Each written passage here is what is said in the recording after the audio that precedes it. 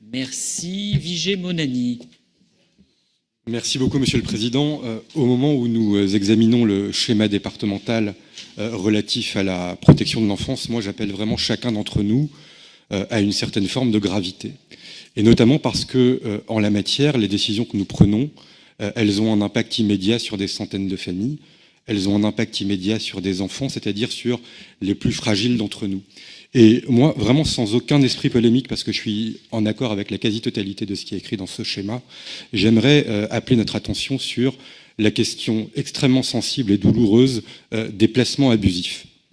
Parce que, et c'est pas une question qui est propre à notre département, mais tout de même, nous devons faire le constat, et nous devons faire le constat de ce paradoxe que, à la fois, nous avons un certain nombre de cas de maltraitance qui ne sont pas décelés, et où des enfants sont maintenus dans des familles alors qu'il y a danger, alors qu'il y a d'autres cas où il n'y a pas de danger ou de risque de danger avéré, et où pourtant des enfants sont arrachés à leur famille et placés sans qu'il y ait, encore une fois, une maltraitance avérée.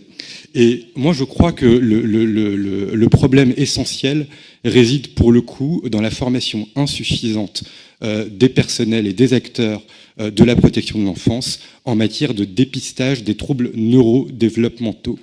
Et pour le coup, on a des statistiques aujourd'hui assez précises, on a la chance d'avoir des statistiques précises. On sait par exemple qu'un enfant sur 100 souffre de troubles du spectre autistique.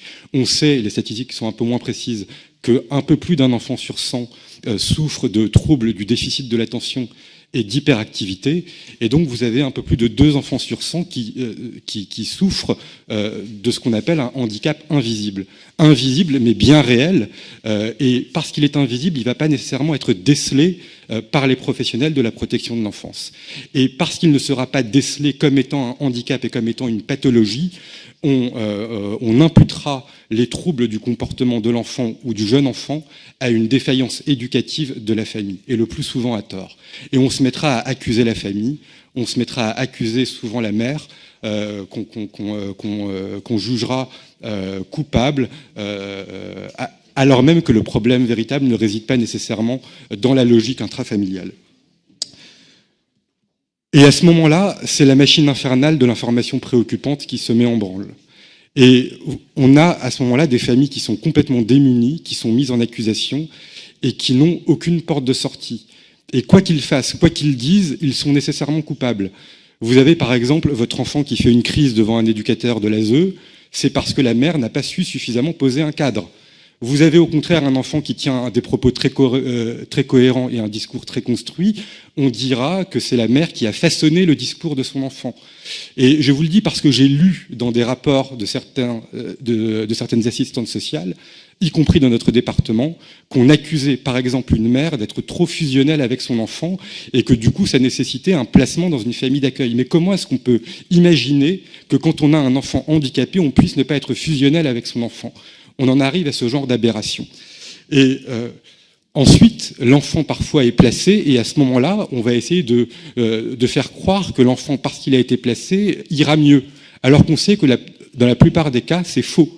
Un enfant qui souffre de troubles neurodéveloppementaux ne peut pas se mettre tout d'un coup à se comporter différemment simplement parce qu'il a été placé. C'est aussi absurde que de penser qu'un enfant paralysé en fauteuil roulant va se mettre à marcher dès lors qu'il sera placé dans une famille d'accueil. Ça ne marche pas comme ça. Et donc, moi, j'approuve entièrement le schéma départemental que vous proposez. Je voudrais juste qu'on aille un peu plus loin et qu'on fasse 2 choses. 1, mieux former les acteurs de la protection de l'enfance à déceler les troubles neurodéveloppementaux. 2, financer largement les tests de dépistage de troubles neurodéveloppementaux qui coûtent extrêmement cher, entre 300 et 800 €. Et il y a beaucoup de familles de Seine-Saint-Denis qui ne peuvent pas s'offrir ces tests qui sont extrêmement chers et qui permettent pourtant de révéler des handicaps qui jusque-là étaient invisibles et qui jusque-là étaient pas décelés. Et comme ça, on parviendrait à atteindre, à mon avis, l'objectif primordial, l'objectif essentiel, l'objectif 0 placement abusif. Merci. Merci. Pierre